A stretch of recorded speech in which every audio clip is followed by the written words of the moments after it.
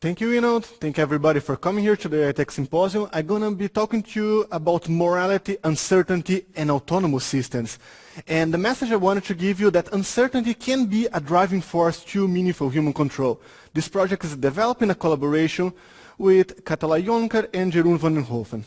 So first I would like to bring you to an illustrative examples to highlight some of the main points that I'll be discussing. Okay, let's consider here in a not so distant future, you're sitting on a desk. By the way, this is my desk, and I'm sitting here with my VR monitors, working, just got a coffee, and suddenly a lot of noise. And then I think, okay, today is actually, it's Thursday, right? It's not Monday, it's not the testing of the ARM system, maybe the serious. I see some smoke coming from the hallway, and okay, probably should get out of the building, right? And then I go to the hallway, and then I find, suddenly I see Robo. Is the robot for burning offices. It's not it's going to burn the office, it's going to help you. And so it's actually a new regulation that just came around, and then every building in the country must have a robot.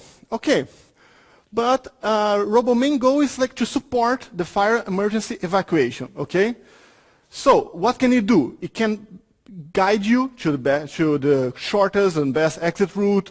Can you remove some obstacles on the way? It can extinguish the fire. A lot of things a robot can do, okay?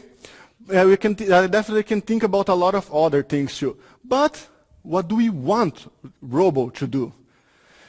So, according to which guidelines should robot act?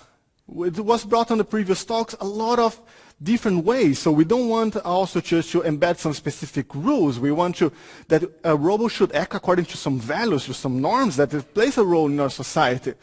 When should robot act or not act? If the robot does not really know the outcome of a specific goal, it tries to help you and get you in a really bad situation. Do we want robot to do this? And will robot be able to justify a given action? If you make something, can it explain? We have some accountability, not for robot itself, but for developers or for the users? And should we actually develop robot or not? Because any approach may have strong ethical implications, any approach we take. So let's think about some possible ways. One, robots should act according to what people want. So there's someone there, so whoa, fire alarm, get me out of here now. Okay, but what does it really mean? How can we really understand? It can be a command, like you can talk to your phone assistant, okay? But do we really want what we say? Can robot really interpret these kind of things? It's really not an obvious decision. Maybe we can make some rules. Previously, we analyzed all kinds of scenarios. It's going to be in the offices, and then, okay, if this happened, then robot should do this. And if this other thing happened, then robot should act another way. But this is not also really possible because there's so many different contexts out in the real world. For a simulation, small system, okay, but really for the real world it's very different. There's some other ways. Okay, maybe robot could have some model of moral cognition. And then I want to make presence. That's one of the things I'm also investigating in my project. Is this kind of how to embed these models of moral cognition into machines. Okay, robot could have a model to interpret what this person wants in a different situation, so can get a little bit more adaptable. But does this model explains also is applicable for different people, for all situations? Maybe you can get something, okay, let's use AI, let's use machine learning, and let's use some automatic inference of human preference. There's something people saying about inverse reinforcement learning. So can the robot kind of understand by the behavior of these people what are their values, what are they working towards? There's also a way, there's also a lot of pros and cons. But okay, let's assume we can kind of teach robot how to act according to what people want. So I'm trying to investigate the models of moral cognition and how automatic inference can play a role. But even if you do that, there's someone else there. Let's say, don't worry about me, go to the 5th floor, there's someone in the 5th floor that really needs assistance. So robot should help the person A, should really go to the 5th floor as person B commanded, then there's already what's the right thing to do. And there's one more thing also for the designer and the engineers that developed robo, how they translated this this understanding of the world there. They have any assumptions of the human behavior. So even if we can act according to what people want, comes a great question. So what if there is no agreement? And what if people are not consistent? I say, now I want this, and then in 30 seconds I want something else. And should a robot go up and down the room trying to figure out what people want? Would be effective. Could we find an overall solution that would make everyone satisfied? It's a good question. So let's try to act according to what is right. Okay, what is really right? Jeroen gave a glimpse. There's also the possible ways, like he said, like the Kantianism that is maybe almost in Europe, or utilitarianism maybe other people can understand. It's not a consensus.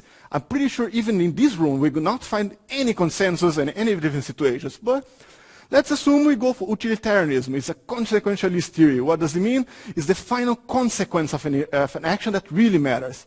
Okay, so let's say the robot should, in a way, try to maximize happiness and well-being for the context where it is being developed. But what if robot blocks one room to extinguish the fire? Do we really want and kill some people inside? It's saving a lot of people, but do we really want that? Let's go another approach. We can say Kantianism is a deontological theory that says action itself can be right or wrong. But what if robot saves someone, that is, saves the life of someone on a wheelchair, but dozens or hundreds of people get severely injured for this? So do we really want that?